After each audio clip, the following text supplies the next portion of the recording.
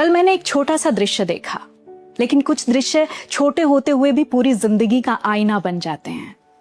मेरे सामने एक माँ और उसकी बेटी बैठी थी। माँ अपने मोबाइल की स्क्रीन पर उलझी हुई थी। उन्होंने मुस्कुराकर बेटी से पूछा, बेटा ये कैसे करना है? बेटी ने बिना सिर उठाए जवाब दिया, मम्मी आपको समझ नहीं आएगा, रहने दीजिए। बस इतना ही, कोई झगड़ा नहीं, कोई ऊंची आवाज नहीं, लेकिन इस एक वाक्य में आज की पीढ़ी की सबसे बड़ी बेचैनी छिपी हुई थी। हमारे पास दुनिया के लिए समय है, लेकिन जिन्होंने हमें दुनिया दिखाई उनके लिए धैर्य कम पड़ने लगा है। सोचिए, कभी यही माँ थी जिसने हमें चम्मच पकड़ना सिखाया था, फिर पेंसिल पकड़ना, फिर किताब, फिर जिंदगी। जब हम एक शब्द भी ठीक से नहीं बोल पाते थे, तब उन्होंने उसे सैकड़ों बार दोहराया। जब हम चलते चलते गिर जाते थे, उन्होंने हमें उठाने से पहले कभी ये नहीं कहा कि तुमसे नहीं होगा। जब हम एक ही सवाल 10 बार पूछते थे, उन्होंने कभी जवाब देना बंद नहीं किया। उन्हें पता था सीखने की सबसे बड़ी शर्त बुद्धिमानी नहीं, धैर्य होता है। फिर समय बदला, दुनिया बदल गई, तकनीक ने इंसान की गति बढ़ा दी, लेकिन शायद हमारे रिश्तों का धैर्य कम कर दिया।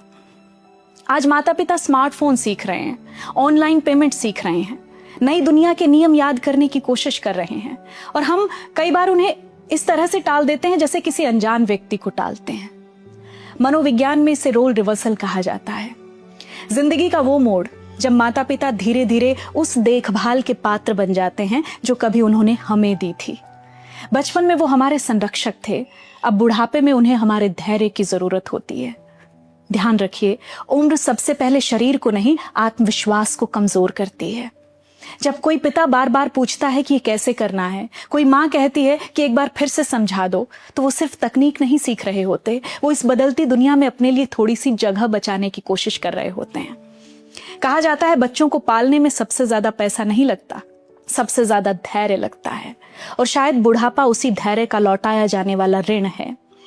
इसलिए अगली बार जब माँ या पिता कोई बात दूसरी, तीसरी या 10वीं बार पूछें, तो जवाब देने से पहले सिर्फ एक पल ठहरिए।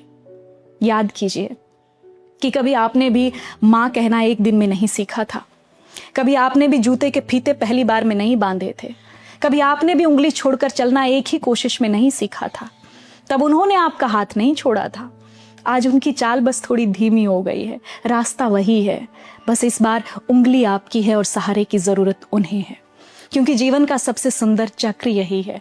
बचपन में उन्होंने हमें चलना सिखाया था, बुढ़ापे में हमें बस उनके साथ थोड़ा धीरे चलना है।